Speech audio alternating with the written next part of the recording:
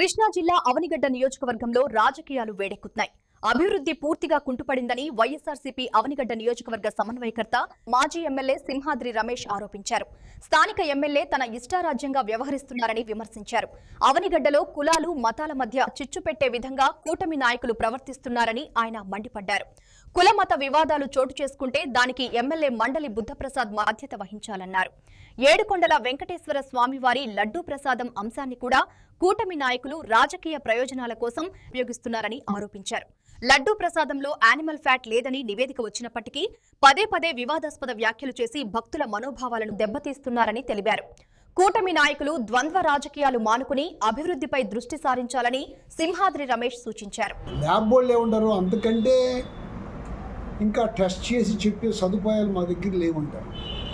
అసలు ఇదంతా అన్నిటికంటే ముందు సుప్రీంకోర్టు ఏ ఆధారాలు లేకోకుండా ఒక ముఖ్యమంత్రి అట్లా మాట్లాడటం తప్పు పెట్టింది. అయినా సరే ఆయన దాన్ని విరమించుకోకుండా కొన్ని రిపోర్ట్ వచ్చేదాకా ఆగొచ్చు కదా. రిపోర్ట్ వచ్చేదాకా ఆపుకోకుండా ఇష్టానుసారంగా మాట్లాడటం ఇదంతా చూస్తుంటే ఏంటంటే ఎట్టి పరిస్థితుల్లోనూ జగన్మోహన్ రెడ్డి గారు క్రైస్తవుడు కనుక ఆయన కేసు గుద్దామని.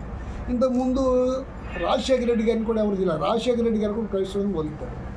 రాజశేఖర రెడ్డి గారిని ఆయన జీవోలు తీసేప్పుడు హిందువులు కాని వాళ్ళు ఎవరు, అన్య మతస్థులు తిరుపతిలో పనిచేయకూడదు అని చెప్పి ఒక జీవో చేసి అక్కడ పనిచేసే వాళ్ళందరినీ అన్య మతస్థుల్ని ట్రాన్స్ఫర్ చేశారు, వేరే చోట పంపించారు. ప్రతి వాళ్ళు నామాలు పెట్టుకోవాలా, తెల్ల పంచి కట్టుకోవాలని చెప్పారు. అక్కడ 2 కొండలే ఉండదాన్ని 7 కొండలు చేసి ఆ భూమి అంతా జీవో చేసి దానికి ఇచ్చారు.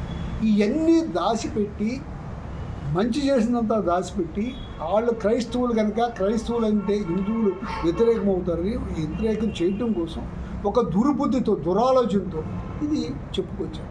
ప్రొఫెసర్ నాగేశ్వరరావు ఏ పార్టీ కాదు, పార్టీలతో సంబంధం లేదు. ఆయన చాలామందికి నచ్చుతాడు, వాస్తవాలు మాట్లాడతాడు. ఆయన్ని కూడా బూతులు తిట్టి దాంట్లో అంతకుముందు మొన్న కూడా చెప్పాను, అందుకోవు ఉంది, గొడ్డుకోవు ఉంది, ఫిష్ ఆయిల్ ఉందని చెప్పి దాంతోపాటు ఇంకేదో ఉందని కూడా చెప్పి తిడితే ఆయన సరాసరి ఎవరికి రిపోర్ట్ చేశారు?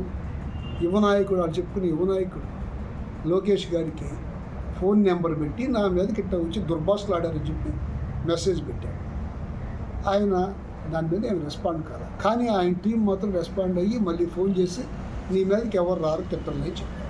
ఇదంతా ఏంటి? ఎట్టి పరిస్థితుల్లోనూ జగన్మోహన్ రెడ్డి గారు ని బదనాం చేయటం కోసం ఆయన ఎలక్షన్లో పోటీ చేసిన ఇంత ముందు ఒకసారి చెప్పారు. రకరకాలుగా ఎన్ని మాటలు మాట్లాడారు. ఆ పుట్టినా కొడుకు అన్నారు, చెత్త నా కొడుకు, చెత్త మీద పుణ్యాత్నాడు అన్నాడు. ఇప్పుడున్న మన స్పీకరు ఆయన సావలేదు బతికే ఉన్నాడు అన్నాడు. ఇన్ని మాటలు మాట్లాడి ఎవరో పట్టించుకోకుండా మొన్నటి ఒక రెచ్చగొట్టినప్పుడు కార్ల మీద దాడి చేసినప్పుడు భరాంచలేని ఒక మనిషి భరాంచలేని స్థితిలో రాంబాబు గారు అన్నమాట ఇంటికి వచ్చి రియలైజ్ అయ్యి నేను ఆయన ఉండకూడదని చెప్పాడు. అయినా ఇంటి మీద దాడి చేశాడు. ఎంతమంది మీద దాడి చేస్తారు? ఎన్ని చేస్తారు? ఇవాళ పూర్తిగా కూటమి ప్రభుత్వం అలరైపోయింది. బీజేపీ వాళ్ళకంటే దేవుడిని పూజించే వాళ్ళు ఎవరుంటారు?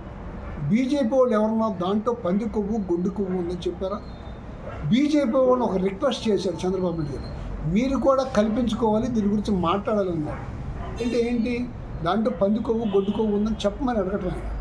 ఇదంతా ఏంటంటే ల్యాబ్ రిపోర్ట్ లేకోకుండా అవి బయటకు రాకోకుండా ఇవాళ కోర్టులో అయినా కలిపి హిందువులు కొంత సాధువులు ఒక నిరసన తెలియజేశారు.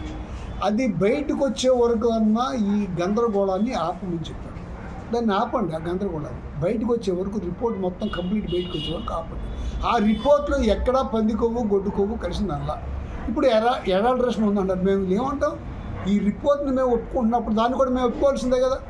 ఇవాళ అట్లా కాకుండా రాద్ధాంతం చేసింది ఏంటంటే ఇవాళ అమ్మఒడి సరిగా లేదు, 3,000 రూపాయలు పెన్షన్ మన 19 సంవత్సరాలు దాటిన వాళ్ళకి డబ్బులు ఇస్తున్నాడు, నిరుద్యోగ ప్రతి 3,000 ఇస్తున్నాడు. ఇవన్నీ ఇవ్వకోకుండా కప్పిపెట్టుకోవడం కోసం ఏదో ఒక రకమైన డైవర్షన్ పాలిటిక్స్. లోగడ జనం ఎట్లా ఉండేవాళ్ళు అంటే రైతులు మన అరుగులుండే ఇళ్ళ ముందు